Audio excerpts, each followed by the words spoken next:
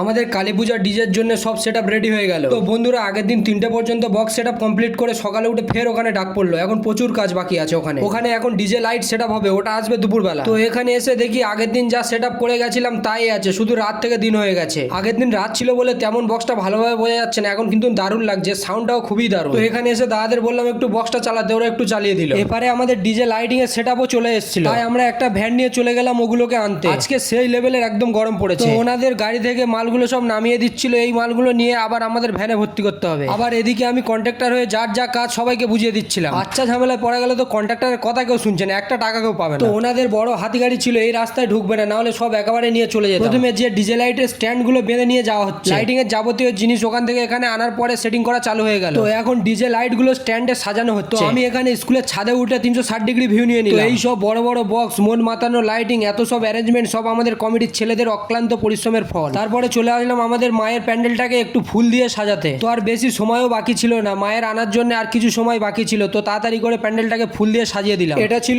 মা রক্ষাকালী যেখানে বসবে তার পিছনের ব্যাকগ্রাউন্ড। এদিকে আমাদের লাইটিং পুরো রেডি, শুধু রাতের অপেক্ষা লাইটিং এর ক্যালমা দেখার জন্য। এখানে অপারেটর তার লাইটিংটাকে একটু চেক করে নিচ্ছে। তো এখন তো সবে শুরু, পিকচার তো হবে বাকি মেরে দোস্ত। লাইটিং এর ট্রেলারটা কেমন তোমরা অবশ্যই কমেন্ট করে জানাবে।